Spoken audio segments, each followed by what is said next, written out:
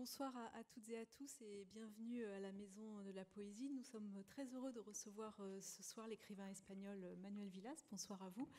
Et c'est Manuela Corigliano qui va assurer la traduction. Un mot pour vous présenter. Manuel Vilas, vous êtes né à Barbastro, une petite ville du nord de l'Espagne. Vous avez publié plusieurs livres en Espagne, des romans, des récits, de la poésie aussi, beaucoup, on en parlera. Et vous enseignez aujourd'hui la littérature espagnole et l'écriture créative aux États-Unis. On vous a découvert ici en France avec ce roman Ordesa, qui est un véritable phénomène en librairie, puisqu'il est traduit dans de nombreux pays. Et il a paru en France au mois d'août dernier aux éditions du Sous-Sol. Alors c'est un livre inclassable, récit ou roman autobiographique, un livre qui est très imprégné de poésie. On pourrait le présenter comme l'autoportrait d'un homme mûr qui est très marqué par la mort de ses parents et qui dialogue avec son passé, avec ses fantômes, et qui tente aussi de sonder le mystère de la vie. C'est aussi le portrait d'une époque, les années 60, les années 1970, et la classe moyenne en Espagne, mais aussi dans d'autres pays, puisque ce livre parle de vous, parle de votre pays, mais il est aussi extrêmement universel. En parlant de... excusez-moi, c'est un livre qui nous touche, qui nous touche au cœur, puisque vous parlez du rapport à la mort, de l'affiliation et du deuil impossible. C'est l'un des sujets de ce livre. Un mot peut-être pour commencer sur ce lieu, Ordesa, qui est un lieu qui se trouve au nord de l'Espagne, à la frontière entre la France et l'Espagne, qui est un lieu qu'on ne connaît pas bien ici en France, mais qui est très important pour vous, puisque c'est un lieu que votre père adorait et où vous alliez avec lui quand vous étiez enfant. Hola, buenas tardes. Perfectamente, lo has dicho. Se titula Ordesa porque es un valle entre Francia y España al que a mi padre le gustaba ir. Esa es la razón del título. Alors bonsoir, oui tout à fait, c'est exactement ce que tu viens de dire. Ordesa, qui donne le titre au livre, est une vallée qui se trouve entre la France et l'Espagne, et c'est un endroit que mon père aimait beaucoup, et c'est pour ça que je l'ai choisi comme titre de ce livre. Has descrito el libro perfectamente. Es una historia de padres, madres, de padre, madre, hijo. Está escrito tras la muerte de mi madre y es una carta de amor a mi padre y a mi madre. Eso es el libro. ¿No? Es una historia muy sencilla. Es la historia más sencilla y más elemental que pueda haber. Es un hijo que le dice el amor a su padre y a su madre tarde, cuando ya no están ellos. Y el libro es eso, nada más que eso. Alors tu as décrit le livre parfaitement. Effectivement, c'est l'histoire d'un père, d'une mère et d'un fils. Je l'ai écrit après la mort de ma mère et c'est une lettre d'amour à mes parents. C'est l'histoire la plus simple qui puisse exister. C'est l'histoire d'un fils qui déclare son amour pour ses parents quand il est trop tard, c'est-à-dire quand ils ne sont plus là. Yo cuando escribía la novela no pensaba en que era un tema universal. Yo empecé a escribirla tras la muerte de mi madre en mayo del 14, casi como una terapia, como una catarsis, en el sentido griego de nombrar aquello que no sabes qué es, pero que te duele. Y empecé a escribirla así. Y luego, cuando se publicó, me di cuenta de que era un tema universal, pero yo no lo sabía eso cuando la escribía. Alors en fait, quand j'écrivais ce livre, je ne pensais pas que j'étais en train d'écrire quelque chose qui allait être considéré comme un thème universel. J'ai commencé à écrire après la mort de ma mère, c'est-à-dire en mai de 2014, et j'ai commencé à écrire un peu comme si c'était une thérapie, une purification, une catharsis au sens grec du terme, c'est-à-dire pour nommer quelque chose qu'on ne connaît pas mais qui fait mal. Mais voilà, c'est juste après la publication que je me suis rendu compte qu'il y avait un sujet universel. La novela era una historia privada entre mi padre, mi madre y yo, una historia personal, y ahora la conoce todo el mundo. Entonces es una cosa, yo creía que eran, o sea, ¿cómo explicar? Ahora el libro me persigue, o sea, yo ahora estoy todo el día con el libro a cuestas, no sé cómo se puede traducir eso, es un libro que me persigue. Alors en fait, à la base, c'était une histoire privée, très personnelle. Maintenant, tout le monde la connaît et ce livre, en fait, ça devient une persécution quelque part. El otro día me encontré con una señora nonagenaria, casi de 90 años, que era amiga de mi padre y se había leído el libro entero y lo tenía subrayado y me contó cosas de mi padre que yo no sabía. Y yo le dije, claro, yo le pregunté una cosa. Como ella había sido muy amiga de mi padre, yo le pregunté, ¿tú piensas que este libro le hubiera gustado a mi padre? Y ella me dijo, no, en absoluto. A tu padre no le hubiera gustado este libro. L'autre jour, en fait, j'ai croisé une dame qui doit avoir 90 ans maintenant et qui avait été amie de mon père. Voilà, elle avait lu le livre était tout souligné, elle avait souligné des choses dans le livre. Donc, comme elle avait été très proche de mon père, je lui ai demandé si elle pensait que mon père aurait aimé ce livre. Elle m'a dit un non, mais catégorique. Ya, pero no le hubiera gustado, no por lo que yo cuento, sino por haber hecho público lo que yo cuento. Porque no hay nada en el libro que no esté contado desde el amor.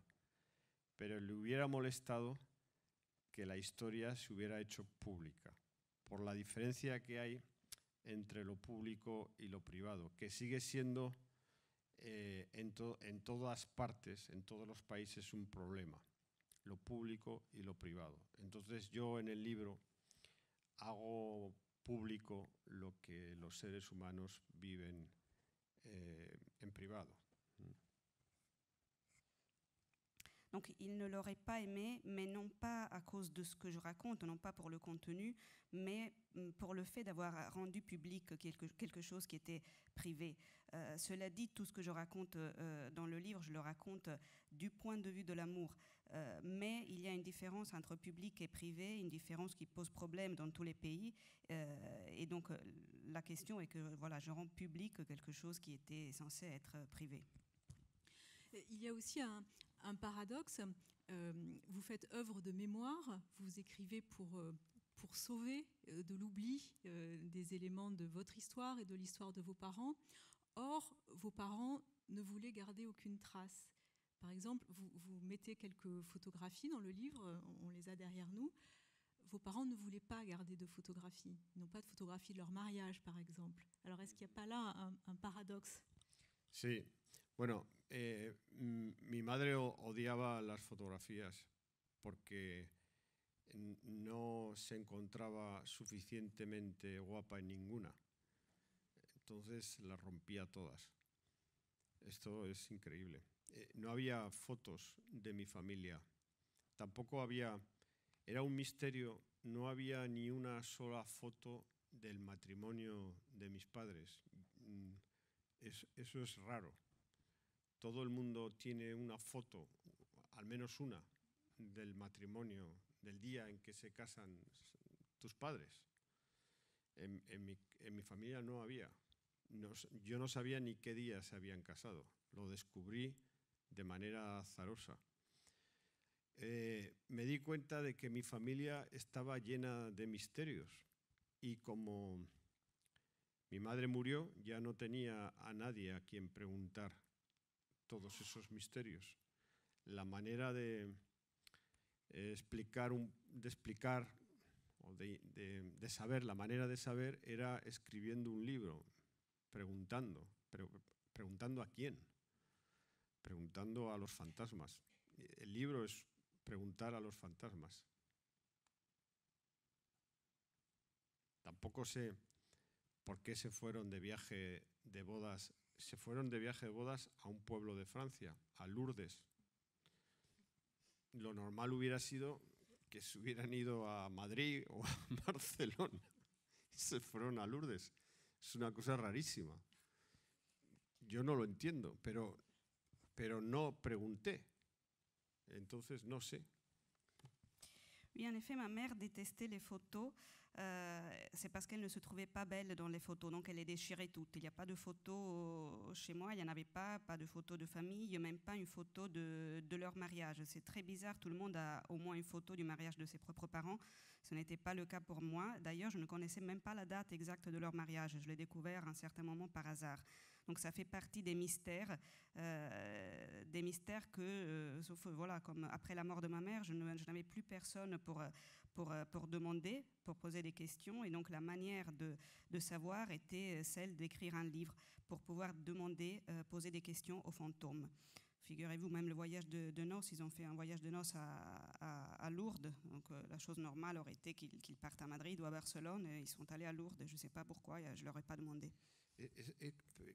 Por ejemplo, que se fueran de viaje de novios a Lourdes, yo nunca pregunté, papá, ¿por qué elegisteis ese sitio? Nunca lo pregunté. Y ahora esa pregunta para mí es importantísima. Y así un montón de otras preguntas que tú no preguntabas porque no te parecía oportuno. Y cuando muere la última persona que podía explicar todo eso, esas preguntas se convierten en una especie de cuestiones importantísimas, ¿no? Se transforman. Y de eso habla también el libro, de la transformación de esas cosas que tú, mientras tu padre y tu madre están vivos, no les das importancia, pero cuando mueren se convierten en enigmas rabiosos, iracundos, que te comen por dentro, porque no sabes qué pasó, ¿no? También con los dramas familiares, ¿no? Que también en la novela cuenta muchos dramas de familia, ¿no? Por ejemplo, el suicidio de un abuelo, el encarcelamiento de otro abuelo en el franquismo, todos esos dramas. Donc voilà, cette question de leur voyage de noces à Lourdes, par exemple, je n'ai jamais demandé, je n'ai jamais dit « Papa, pourquoi vous êtes parti à Lourdes ?» Et maintenant, voilà, cette question me paraît très, très importante. Il y a plein de questions comme ça, c'est la même chose. En fait, toutes les questions qu'on n'a pas posées aux personnes tant qu'elles sont en vie deviennent très, très importantes à partir du moment où la dernière personne qui aurait pu répondre à ces questions meurt. Donc il y a une espèce de transformation des choses qui n'ont pas d'importance tant que les gens sont en vie et qui deviennent importantes, qui deviennent des énigmes à partir du moment où les personnes meurent. C'est la même chose pour certains drames de famille, par exemple le suicide d'un grand-père ou le fait qu'un autre grand-père ait été emprisonné à l'époque du franquisme. Écrire ce livre, c'est aussi interroger la jeunesse de vos parents. Hein. On les voit sur certaines photographies, alors pas celle-là, mais on voit une photo où, voilà, par exemple, cette très belle photo, ou la photo sur laquelle votre père est accoudé à un bar. Vous dites c'était l'époque où je n'étais pas nécessaire, où je n'étais pas encore nécessaire. Voilà, celle-là. Claro. Este es mi padre. Oui. Celui-ci est mon père. Entonces yo allí yo no existía ni se me esperaba. Porque mi padre allí tenía 26, 27 años y no se casó hasta los 30. Entonces yo allí ni siquiera estaba en el pensamiento de nadie. Entonces pensé que allí podría haber un plano alternativo a partir de esta foto.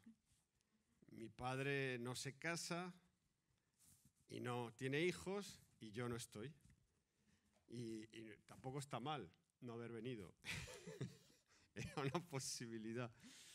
También estar o no estar, ¿no? Venir o no venir. Allí en esa foto era como la física cuántica. Sí o no, sí o no, sí o no, sí o no. Oui, là, effectivement, dans cette photo, moi, je n'existais pas, on ne m'attendait pas.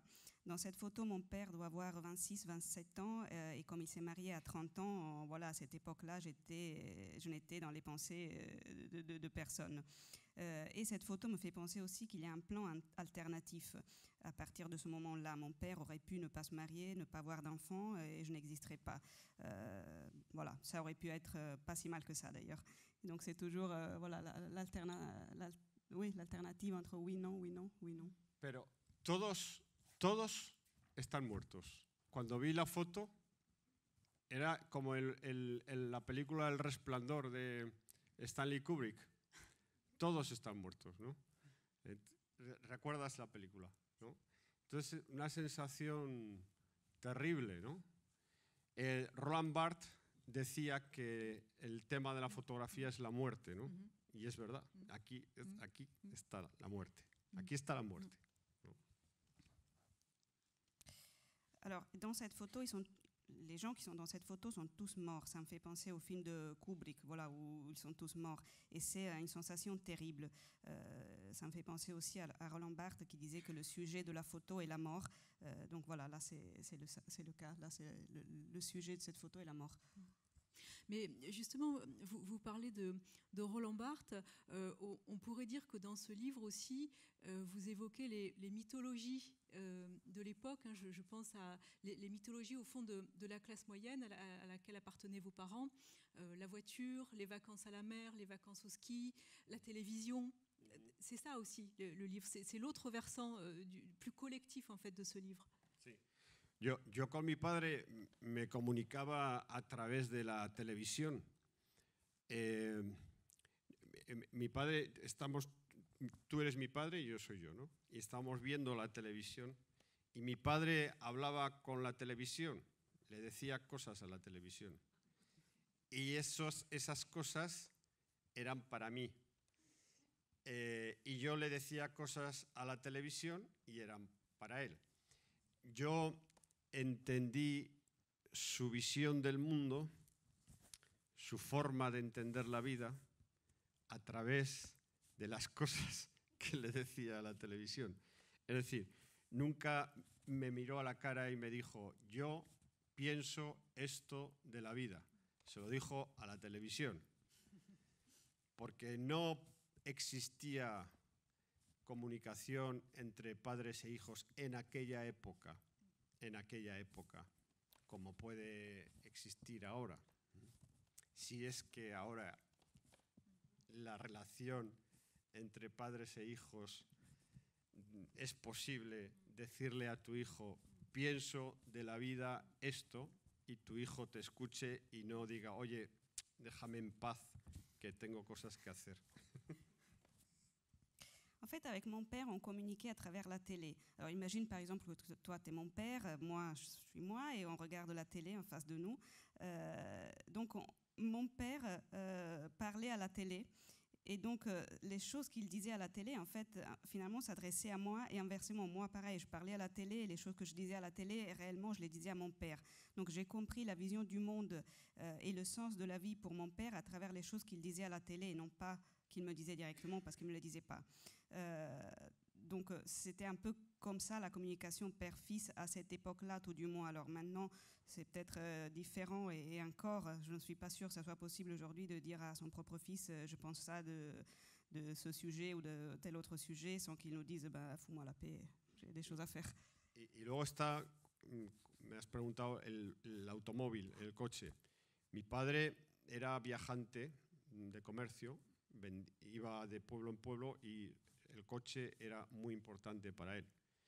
Y en mi casa el coche era como un miembro más de la familia. Éramos mi padre, mi madre, mi hermano, el coche y yo. El coche era importante. Mi madre pensaba en el coche como si fuese de la familia. Mi padre iba a los sitios en función de si sabía que iba a encontrar sombra para el coche. Si no había sombra, no iba. Era obsesivo el cuidado del automóvil. En verano, en vacaciones, teníamos que madrugar para que encontrara sombra en la playa. Todo estaba en función del auto. Yo heredé ese trauma. Yo cuando tuve mi primer coche iba buscando sombra. Yo pensaba, cuando escribía la novela, pensaba que eso era una disfuncionalidad psicológica de mi padre, porque era raro, un hombre obsesionado con dejar el coche a la sombra. Pero cuando se publicó la novela en España, un montón de gente me dijo, mi padre era como el tuyo. Si no dejaba el coche en la sombra, sufría y lo pasaba mal. Yo entonces, el tuyo también, bueno, entonces yo dije, o sea, me contaban cosas, la sombra y el automóvil, ¿no? O sea, que era la clase media que había conseguido prosperar y ahora se compraban un coche en los años 60. Un coche, una televisión, electrodomésticos, vacaciones en la playa. Y el coche era importante porque era la primera cosa que tenían, ¿no? Y por eso lo cuidaban tanto.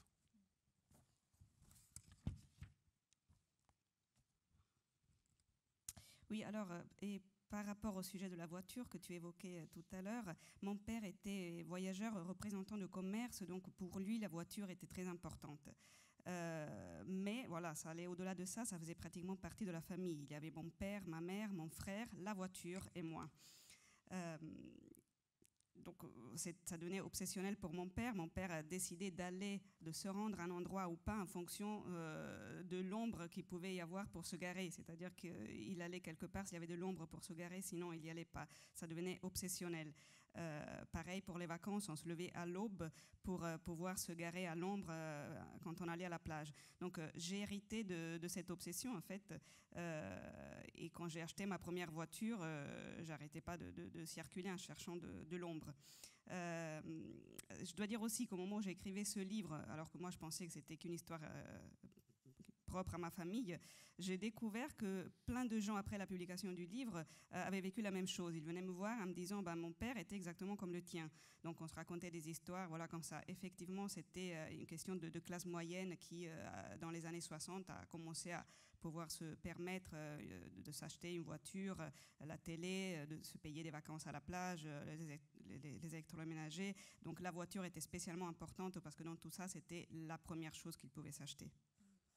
Et il y a aussi une scène très belle, c'est quand votre père est très malade et à un moment il vous parle de sa voiture et il vous dit oui c'est une belle machine, sous-entendu tu peux la conduire. Et là vous comprenez qu'il sait qu'il va mourir. Exacto. Yo me di cuenta de que mi padre se moría a través del coche. Cuando me dijo que yo le dije está el coche sucio, está abandonado y él me dijo haz lo que quieras con ese coche, era un buen coche. Yo entonces, otra vez nos comunicamos, no me dijo esto se acaba, fue una comunicación a través de cosas, porque no nos podíamos comunicar directamente.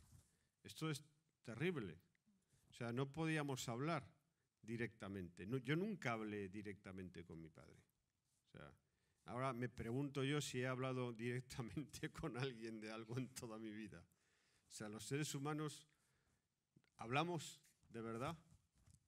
No sé si nos hablamos los unos a los otros. Esa duda yo la tengo. Porque estamos muy solos realmente, ¿no? Y yo no sé si realmente conseguimos comunicarnos, ¿no? incluso en las relaciones sentimentales, no decimos la verdad, ¿no?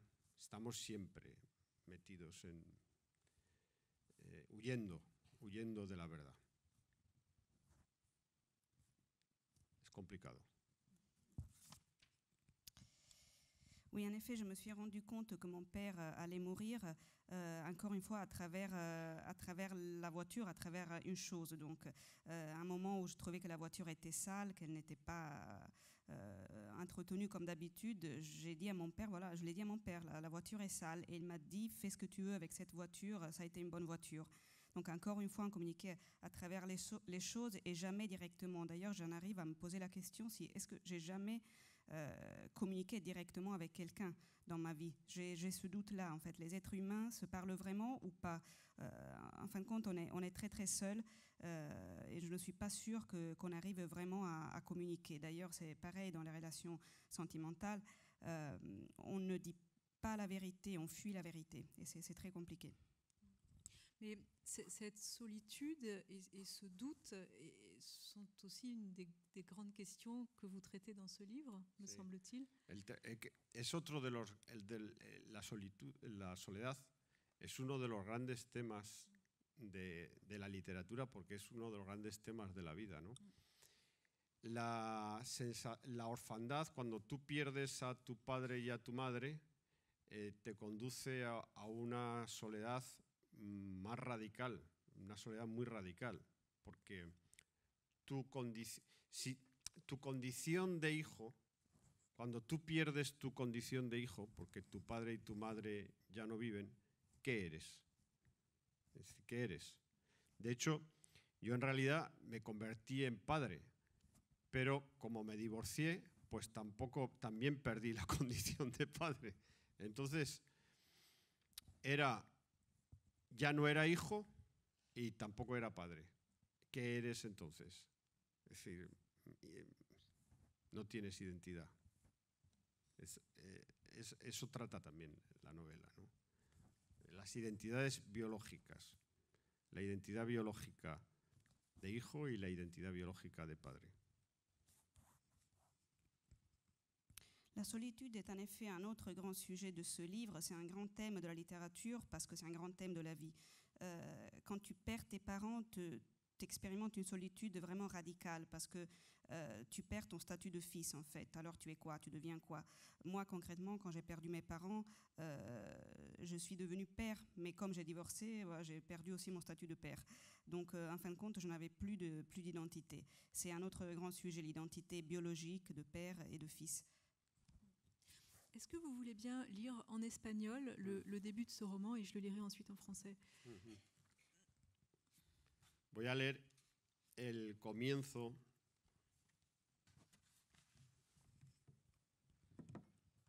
Je vais lire le début.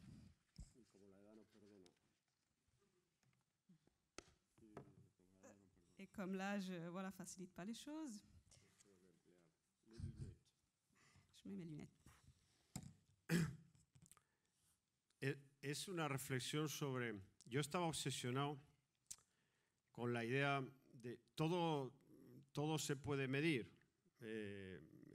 Cuánta agua hay aquí, la altura de una persona, la distancia en kilómetros de París a Lyon, pero el dolor no se puede medir, el dolor humano. Y entonces, con esa idea comienza el libro. J'étais obsédée par une idée, tout peut se mesurer, la quantité d'eau qu'il y a là-dedans, la distance 1 kilomètre entre Paris et Lyon, mais la douleur, qu'est-ce qui se passe avec la douleur? La douleur ne peut pas se mesurer, donc c'est comme ça que le livre commence. Ojalá pudiera medirse el dolor humano con números claros y no con palabras inciertas. Ojalá hubiera una forma de saber cuánto hemos sufrido y que el dolor tuviera materia y medición. Todo hombre acaba un día u otro enfrentándose a la ingravidez de su paso por el mundo. Hay seres humanos que pueden soportarlo. Yo nunca lo soportaré, nunca lo soporté. Miraba la ciudad de Madrid y la irrealidad de sus calles y de sus casas y de sus seres humanos me llagaba por todo mi cuerpo. He sido un ecceomo, no entendí la vida. Las conversaciones con otros seres humanos se volvieron aburridas, lentas, dañinas. Me dolía hablar con los demás. Veía la inutilidad de todas las conversaciones humanas que han sido y serán. Veía el olvido de las conversaciones cuando éstas aún estaban presentes. La caída antes de la caída. La vanidad de las conversaciones, la vanidad del que habla, la vanidad del que contesta, las vanidades pactadas para que el mundo pueda existir. Esto es muy bueno, ¿eh? Lo de Ça, c'est bien, ¿no? Las vanidades pactadas para que el mundo pueda existir. Esto es genial, porque es así la vida. Bueno, perdón. Fue entonces, claro, entonces dice, fue entonces cuando me di cuenta, todo es vanidad, todo es vanidad. Entonces, fue entonces cuando volví otra vez a pensar en mi padre, porque pensé que las conversaciones que había tenido con mi padre eran lo único que merecía la pena. Regresé a esas conversaciones, a la espera de lograr un momento de descanso en mitad del desvanecimiento general de todas las cosas. Si seulement la douleur humaine pouvait se mesurer en chiffres clairs plutôt qu'avec des mots incertains. S'il y avait moyen de savoir combien nous avons souffert, si seulement la douleur avait de la matière et était quantifiable. Tout homme finit un jour ou l'autre par se confronter à la pesanteur de son passage dans le monde. Certains peuvent le supporter, cela n'a jamais été mon cas. Je ne l'ai jamais supporté. Je regardais la ville de Madrid et l'irréalité de ses rues, de ses bâtiments et de ses habitants meurtrissait tout mon corps. J'ai été un désastre. Je n'ai pas compris la vie. Les conversations avec d'autres humains me semblaient ennuyeuses, lentes, nocives. Parler avec autrui me faisait mal. Je percevais l'inutilité de toutes les discussions humaines passées et futures. Je les voyais sombrer dans l'oubli avant même qu'elles soient terminées. La chute avant la chute. Vanité des conversations, vanité de celui qui parle, vanité de celui qui répond. Vanité négociée pour que le monde puisse exister. C'est alors que j'ai de nouveau repensé à mon père. Car à mon sens, les conversations que j'ai eues avec lui étaient les seules choses qui valaient la peine. Je suis revenue vers elle dans l'espoir d'obtenir un moment de repos au milieu de l'évanouissement général. Vanité négociée pour que le monde puisse exister. C'est importante. Entonces, intentando huir de esas vanidades, regresas a las conversaciones con tu padre, ¿no? Pensando que allí está una forma de la verdad, ¿no? En fait, en essayant de fuir ces vanités, c'est là que tu reviens en conversation avec ton père parce que tu penses que là, il y a une forme de vérité. Comment avez-vous trouvé la forme de ce texte? Au fond, c'est un texte qui suit les mouvements de la mémoire, un texte qui n'est pas chronologique. No tenía yo, mi memoria no es cronológica, es caótica, como toda memoria. Yo no puedo recordar abril de 1993, no, mi memoria es caprichosa y caótica. Y el libro está escrito siguiendo el caos de la memoria. Oui, effectivement, je n'ai pas une mémoire chronologique, mais plutôt une mémoire chaotique, comme toute mémoire d'ailleurs. Je ne peux pas dire au mois d'avril de 1993, je ne sais pas quoi, non. Ma mémoire fait des caprices. Ça veut dire que quand vous écrivez un souvenir en entraîne un autre, enfin, dans votre démarche, il y a quelque chose de l'ordre de l'élucidation. Certaines images reviennent à la surface alors que vous ne l'aviez pas du tout prévu. Je pense à cette image terrible de votre enfance quand vous étiez dans une école catholique. Esto no he entendido. Sí. Bueno, allí yo cuento una escena de un abuso sexual en donde, bueno, era frecuentísimo entonces. Yo estudié en un colegio religioso y pasaba esto. Entonces, lo cuento porque fue lo que ocurrió. Un sacerdote me tocó, ¿no? Y lo que pasa es que cuando a un niño le pasa eso, cree que ha hecho algo bueno, que es especial.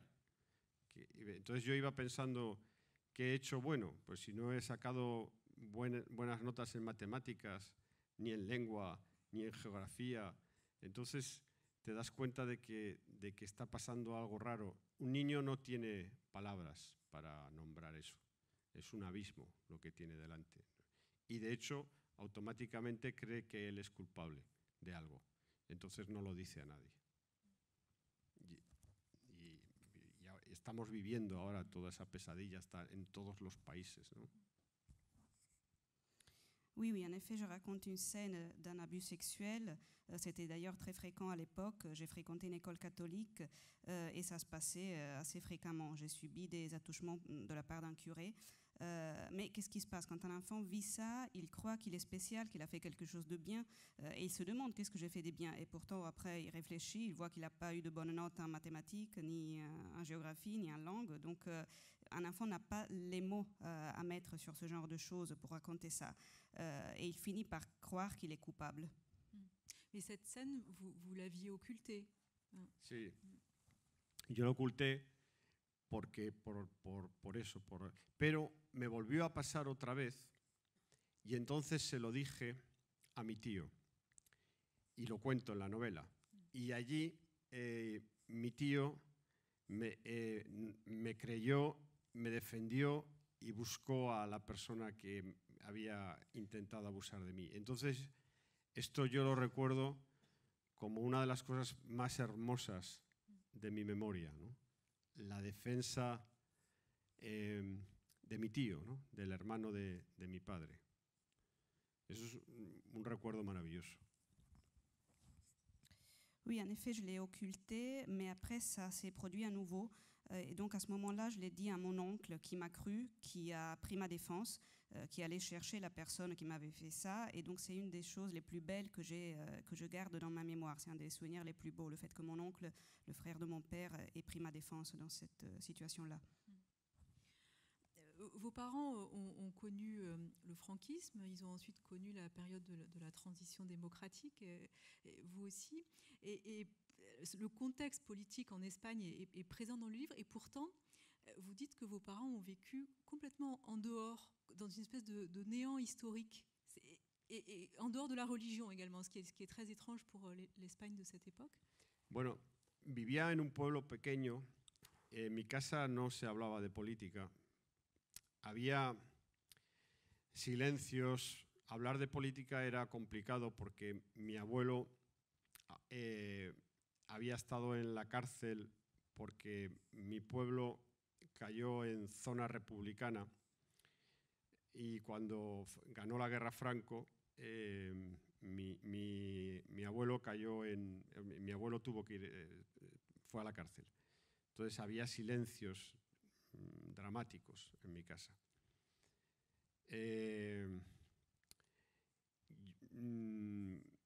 No se hablaba de política y tampoco de religión. En eso mi padre y mi madre eran muy originales. A mí me producía cierta incomodidad porque mis compañeros de clase iban a misa los domingos. Yo nunca fui a misa con mis padres porque mis padres no iban a misa. Entonces, el lunes los compañeros hablaban de que habían ido a misa con sus padres y yo no había ido a misa con los míos y me sentía mal porque claro, me sentía singular y especial, ¿no? Yo me di cuenta entonces de que tenía padres especiales porque no iban a misa, ni creían en Dios, no creían en nada, o sea, solo en la vida. Ni les importaba España, ni les importaba... Son geniales. Una maravilla. Yo me enteré de la muerte, yo me enteré de que existía el franquismo también de una forma bien original. A mí me gustaba mucho el cantante americano Lou Reed y en el año 75 me enteré de que, porque compraba las revistas de música, había un disco de Lou Reed que se titulaba Rock and Roll Animal, que algunos lo conoceréis, y el franquismo había quitado una canción de ese disco. Entonces yo tenía 12 años. Yo me compré el Rock and Roll Animal de Lou Reed y leo en la prensa: ha sido censurada una canción que se titula Heroin. Y yo digo, no tengo el disco completo. ¿Por qué? ¿Qué pasa? ¿Por qué? No sabía qué pasaba. ¿Por qué me han quitado una canción del disco? Entonces empecé a interesarme y me di cuenta de que existía Franco y que Franco había quitado la canción de un disco. Así me entero yo de que existía el franquismo, a través del rock and roll. Es originalísimo. O sea, porque, no sé, es así. Es todo. La vida humana es una comédia. Oui, alors on vivait dans un petit village, donc chez moi, effectivement, on ne parlait pas de politique. Il y avait des silences, notamment à cause du fait que mon grand-père avait été emprisonné, il avait été en prison pendant le franquisme. Notre village était tombé du côté républicain, donc quand Franco a gagné, c'est à ce moment-là que mon grand-père est fini en prison. Et c'est donc après ça qu'il y avait des silences dramatiques chez moi. Donc on ne parlait pas de politique et on ne parlait pas de religion non plus. Mon père et ma mère étaient plutôt des originaux, disons. Par exemple, ils n'allaient pas à la messe alors que tous mes camarades de classe allaient à la messe le dimanche avec leurs parents. Ça me mettait un peu mal à l'aise le lundi quand les autres enfants racontaient donc, qu'ils avaient été à la messe avec leurs parents et ce n'était pas le cas pour moi. Je sentais que j'avais des parents un peu spéciaux. Ils ne croyaient effectivement à rien, ils ne croyaient pas à Dieu, à rien, ils croyaient qu'à la vie.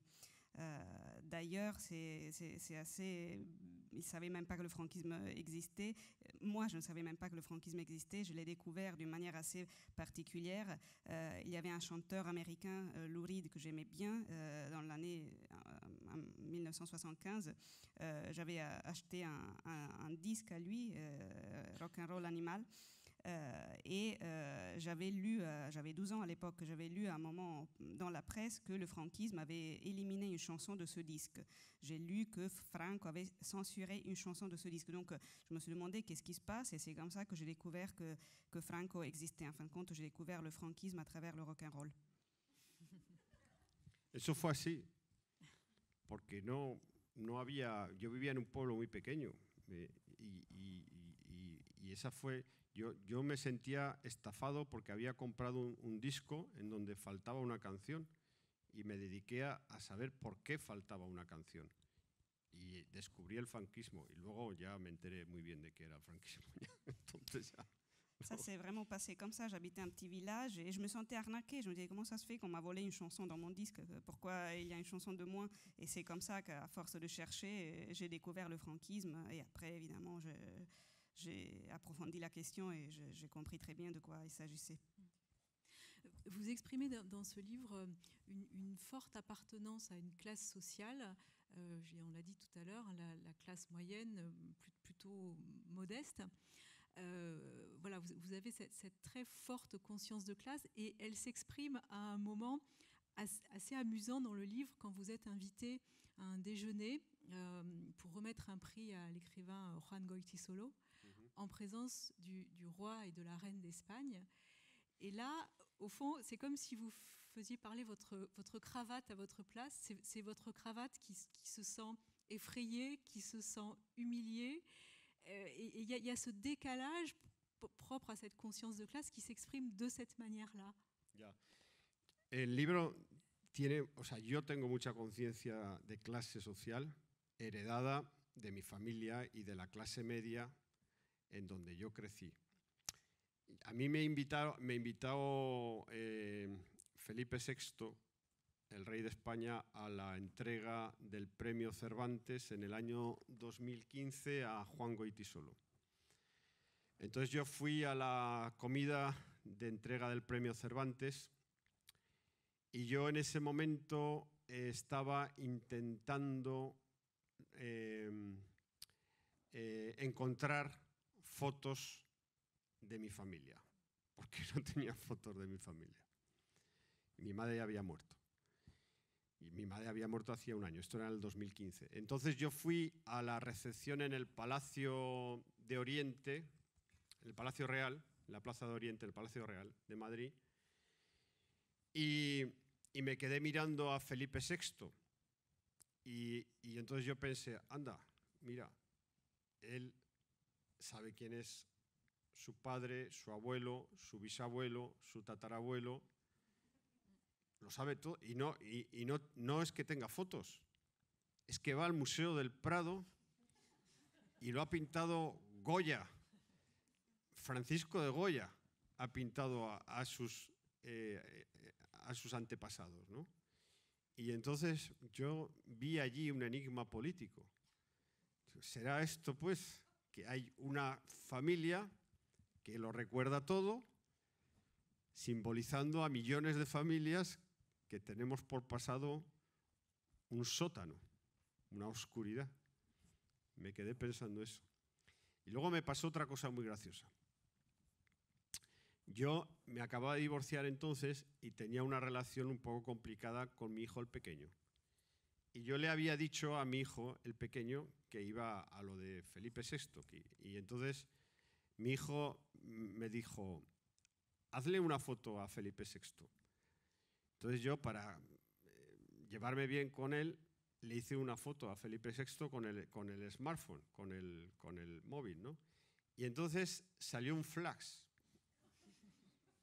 Y automáticamente vino uno de seguridad y me dijo, no se pueden hacer fotos. Y luego vino Felipe VI a darme la mano y me dijo, ¿qué tal ha salido la foto?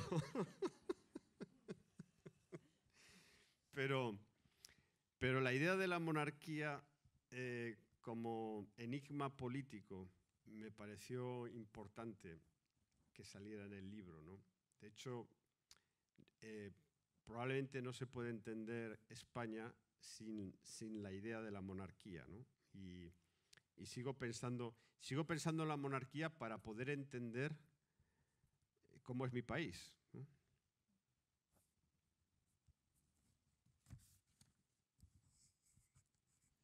Alors oui, en effet, j'ai un sens de la conscience de classe sociale très très forte. Très très fort. Je l'ai hérité de la classe moyenne de laquelle je fais partie. Oui, effectivement, il y a un jour où j'étais invitée, comme tu l'évoquais, à un déjeuner avec le roi Felipe VI. Qui devait remettre le prix Cervantes à Juan Goytisolo. Donc il y avait un déjeuner pour la cérémonie de remise de prix, etc. J'étais invitée. Et ça se passait à un moment où justement j'étais en train de chercher des photos de ma famille. C'était en 2015, ma mère était déjà morte. Donc je me rends au Palais Royal pour cette cérémonie et je regarde Philippe VI et à un moment je me dis, alors celui-là, il sait très clairement à quoi ressemble son père, à quoi ressemble son grand-père et tous ses aïeuls. Et il ne le sait pas uniquement à travers des photos, c'est mieux que ça, il le sait parce que s'il se rend au musée El Prado, il y a carrément des peintures de Goya qui représentent sa famille. Donc là, j'ai vu une énigme politique en fait, comme s'il y avait une famille qui avait à sa disposition tous les souvenirs possibles et qui symbolisait toutes les familles qui ont leurs souvenirs à eux dans l'obscurité. À ce moment-là, d'ailleurs, j'avais divorcé, donc je passais par une période un peu compliquée dans ma relation avec mon fils cadet, et il m'avait demandé de prendre une photo du roi. Donc je l'ai fait avec mon portable, évidemment il y a eu un flash, donc tout de suite quelqu'un de la sécurité est venu vers moi pour me signifier qu'il était absolument interdit de prendre des photos. Et la chose drôle, c'est qu'après Felipe VI, quand il est venu vers moi, il m'a demandé si la photo était jolie, si c'était réussi. Donc voilà, c'est là que je réfléchis aussi à l'idée de la monarchie comme une énigme politique, et je me dis qu'on ne peut pas vraiment comprendre l'Espagne si on ne regarde pas son histoire monarchique. El enigma político está en las democracias representativas. Es decir, cuando el pueblo francés o el pueblo español o el pueblo italiano o el pueblo que sea elige a sus representantes, en ese momento es real ese momento.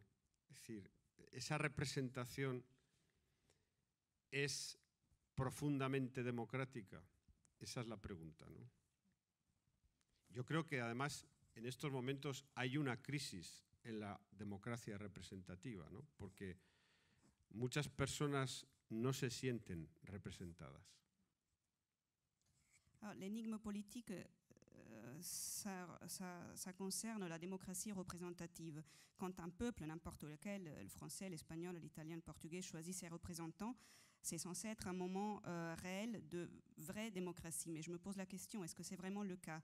Je pense qu'à ce moment, on traverse une crise où les gens ne se sentent pas forcément représentés. Mais ce motif de la crise politique, personnelle, traverse le livre. Vous parlez aussi au début du livre de la crise climatique, hein, avec cette chaleur comme ça qui s'abat sur vous. Enfin, la crise est partout. Bueno, la crisis del 2008 ha sido contra la clase media y contra la prosperidad de la clase media. Yo creo que la mayor política progresista que se puede hacer en cualquier país occidental es siempre proteger la prosperidad de la clase media, porque sobre la clase media descansa el edificio político al que llamamos democracia, al que llamamos progreso y al que llamamos modernidad. No existe modernidad si la clase media no tiene prosperidad, no existe ninguna modernidad posible. Entonces, ahora vivimos un momento terrible porque se ha puesto en crisis la prosperidad de la clase media, que es lo que está viviendo toda Europa, ¿no?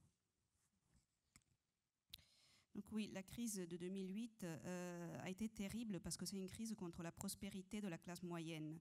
Je pense que toute politique progressiste dans les pays occidentaux doit protéger cette prospérité de la classe moyenne et qu'il n'y a pas de modernité possible sans justement cette prospérité de la classe moyenne. Et c'est ce qui se passe maintenant un peu en Europe. Et grâce à cette prospérité de la classe moyenne, par exemple, vous avez pu faire des études, aller à l'université, alors que ça n'avait pas été le cas de vos parents. Eso yo lo vi en mi casa. Mi padre a los 12 años dejó de estudiar.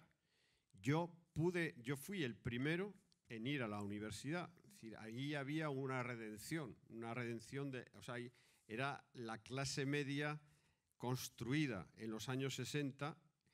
Los hijos ya iban a la universidad. Es decir, yo fui el primero en ir a la universidad.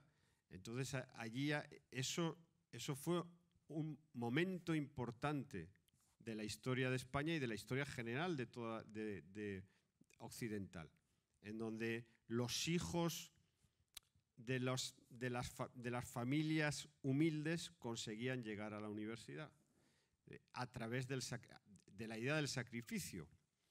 La idea del sacrificio que en España era el padre y la madre se sacrifican para que los hijos vivan mejor, tengan más oportunidades, estudios, prosperidad, trabajo. Esto se hunde en el 2008 con la crisis económica. Ahora los hijos van a vivir peor que los padres. Y este es el momento histórico de desmoralización en el que estamos. Oui, je l'ai vécu, je l'ai vu et je l'ai vécu chez moi, effectivement. Mon père, par exemple, a dû arrêter ses études à 12 ans, alors que moi, j'étais le premier à pouvoir fréquenter l'université. C'était la grande révolution des années 60, quelque part. Les enfants de la classe moyenne pouvaient pour la première fois aller à l'université. C'est-à-dire, c'était un moment important de l'histoire de l'Espagne et des pays occidentaux. Les enfants de familles pas forcément aisées pouvaient pour la première fois accéder aux études universitaires à travers le sacrifice de leurs parents. C'est-à-dire, l'idée était que les parents se sacrifiaient pour que leurs enfants puissent avoir un futur et une vie meilleure que celle qu'eux, ils avaient eue. Et tout cela s'est effondré en 2008. où voilà, maintenant les enfants n'ont pas forcément une vie meilleure que celle de leurs parents. C'est à l'origine de cette espèce de découragement qu'on peut voir aujourd'hui. Et vous racontez dans le livre que quand vous êtes devenu professeur, le symbole que représentait la fiche de paie était extrêmement important. Cette régularité du salaire par rapport à ce que vous aviez vécu, c'était quelque chose. Sí, yo fui profesor y dejé mi puesto de trabajo seguro por dedicarme a la literatura. O sea, un salto en el abismo y finalmente no me he muerto de hambre. En effet, j'étais professeur et j'ai quitté mon poste fixe et qui me garantissait un salaire sûr pour me consacrer à la littérature, un peu un saut dans le vide. Mais bon, vous voyez, je ne suis pas mort de faim. Pero hay una cosa allí. Yo viví toda mi vida asustado, con miedo a morirme de hambre. Porque vi, a mi padre le fue muy mal, a partir de 1975 le fue muy mal. En los 80 en mi familia a mi padre le iba muy mal económicamente. Entonces yo tenía mucho miedo a no poder tener una casa, en fin, a la pobreza. Y por eso cuando encontré mi trabajo no quería decir que no a mi trabajo, era muy importante. Tenía miedo de clase social, miedo a la pobreza. Ese miedo es horrible, es lo peor del mundo, porque ese miedo paraliza, no te deja intentar un futuro distinto, porque estás siempre pensando en la miseria. Y además yo siempre pensaré en la miseria. O sea, aunque me den el premio Nobel, yo seguiré pensando que soy el hombre más pobre de la Tierra, porque es una herencia de clase social. Es que no te lo puedes quitar de encima nunca, esa sensación. Es algo que te viene de la familia, ¿no? De haber visto a tu padre mal, ¿no? Oui, moi j'ai toujours eu peur de ne pas avoir d'argent. À partir de 1975 et puis pendant les années 80, pour mon père, ça a été très compliqué du point de vue économique. Donc j'ai hérité de cette peur. J'avais peur de ne pas avoir de moyens, pas avoir d'argent, pas avoir de maison. J'avais peur de la pauvreté, en fin de compte. Et donc quand j'ai trouvé ce poste fixe, je l'ai accepté à cause de cette peur qui est terrible. Ça ne te laisse pas essayer, ça ne te laisse pas tenter ta chance pour faire autre chose, quelque chose de différent. Et même si un jour je gagne un Nobel, j'aurai toujours peur de cette misère. C'est terrible parce que c'est un héritage de classe sociale dont tu n'arrives pas à te débarrasser. Et donc c'est terrible d'avoir vu son père dans des difficultés économiques et ça, on ne s'en débarrasse pas. Que représente la couleur jaune, qui est la dominante de ce livre? El color sí. Es un color que simboliza la inestabilidad emocional, la mala suerte, la locura, el desequilibrio. Es el amarillo de Van Gogh. Y en España está asociado a la mala suerte el color amarillo, ¿no? Me parecía un color desgraciado. Sí, todos tienen el blanco, la paz, el verde, la esperanza, todos los colores estaban bien. El amarillo era el más desgraciado y por solidaridad con los desgraciados dije amarillo, todo amarillo. Es muy bonita, suena, ¿cómo es en francés? Jaune. En español es amarillo, tiene un sonido muy, muy bonito. Pero vamos, fue por los desgraciados. Alors, c'est une couleur qui symbolise ce qui est instable émotionnellement, qui symbolise la malchance, la folie. C'est un peu le jaune de Van Gogh aussi. Et en Espagne, voilà, cette couleur est associée spécialement à la malchance. Le blanc, c'est la paix, le vert, c'est l'espoir, etc. Mais donc voilà, moi, je l'ai choisi par solidarité aux malheureux. En plus, le son de ce mot en espagnol est très agréable, mais voilà, c'était surtout par solidarité aux malheureux. En mi pueblo había, en los años 60,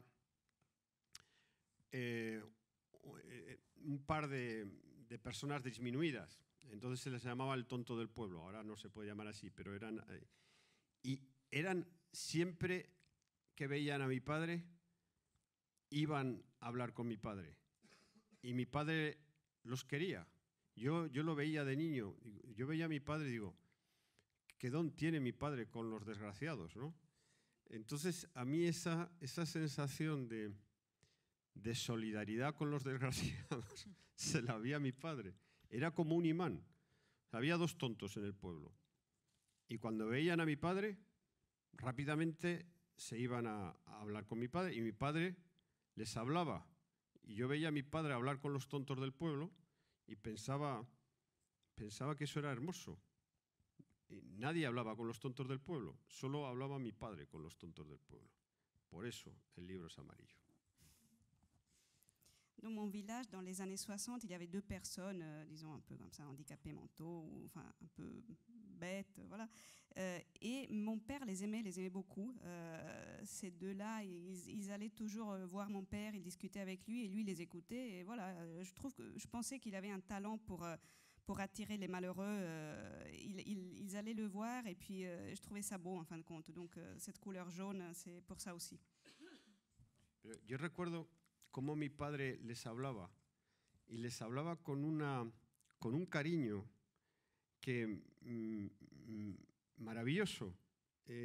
Entonces, eso es una de las cosas más hermosas que hay en mi pasado. ¿Por qué mi padre? Nadie hablaba a esa gente porque nadie se ocupaba de esa gente. Y mi padre les trataba con cariño.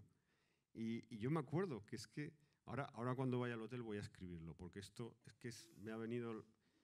Es que era maravilloso ver, era como un imán. Todos los tontos iban a ver a mi padre. Era un ser especial. Tenía algo, un don. Il lui parlait en plus mon père leur parlait avec une douceur merveilleuse. C'est vraiment une des choses les plus belles de mon passé. Maintenant que j'y pense, en rentrant à l'hôtel, je vais écrire de ça. Et vraiment, il les attirait, mais c'était un être spécial, il avait comme un don. Es un sentimiento que ya no existe, es la compasión. Es el sentimiento que se ha ido de este mundo. Es un sentimiento que puede llamarse compasión o misericordia. Nosotros empleamos la palabra solidaridad, que es una palabra muy política, pero la palabra más atávica, más primitiva, es compasión, que me gusta más. Le mot vraiment, c'est plutôt compassion, parce qu'on peut dire solidarité, mais ça c'est un mot plutôt politique. Donc je préfère vraiment compassion, qui est le mot plus atavique, plus primitif. Vous avez une manière très singulière, au fond, dans ce livre, de vous révolter contre la mort. La mort est pour vous quelque chose d'absolument inacceptable, même si c'est dans la logique de la vie, dans la logique des choses. Est-ce que, en ayant écrit ce livre, qui est cathartique, la mort est toujours pour vous absolument inacceptable? Es inaceptable, por supuesto, es inaceptable la muerte. Por otro lado, no tiene contenido narrativo, no puedes narrarla, no puedes contarla. Eso es lo que, como escritor, más me incomoda. No puedo narrarla, ¿no? No puedo narrar la muerte porque no tiene contenido narrativo. Es odiosa porque impide el amor a la vida, claro. Con la muerte termina todo. Es incomprensible. Para alguien que está profundamente enamorado de la vida, como es mi caso, la muerte es absolutamente incomprensible. C'est absolument inacceptable, bien sûr. Tu ne peux pas la raconter en plus. Elle n'a pas de contenu narratif. En tant qu'écrivain, c'est ce qui me met le plus mal à l'aise, le fait de ne pas pouvoir la raconter, qu'elle n'ait pas de contenu narratif. Ça empêche l'amour pour la vie. Et pour quelqu'un qui aime beaucoup la vie, comme c'est mon cas, c'est absolument incompréhensible. Une dernière question. Pour quelle raison terminez-vous ce livre par des poèmes? Porque quería que el lector pudiera tener otro ángulo de la misma historia, ver la misma historia desde otro ángulo. Y como una esencia, como si dijeras, bueno, me llevo la historia de manera esencial, ahí estaban en esos poemas, eran lo mismo, pero de una forma más intensa, ¿no?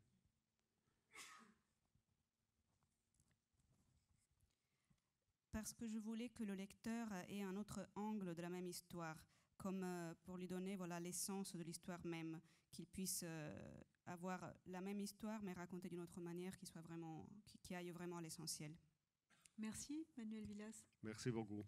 Je rappelle que Ordesa a paru aux éditions du Sous-Sol dans une traduction d'Isabelle Gugnon, et le livre est bien sûr en vente dans le hall de la Maison de la Poésie, et nous vous invitons, si vous le souhaitez, à poursuivre cette discussion autour d'un verre. Merci à tous pour votre écoute. Merci beaucoup. Merci.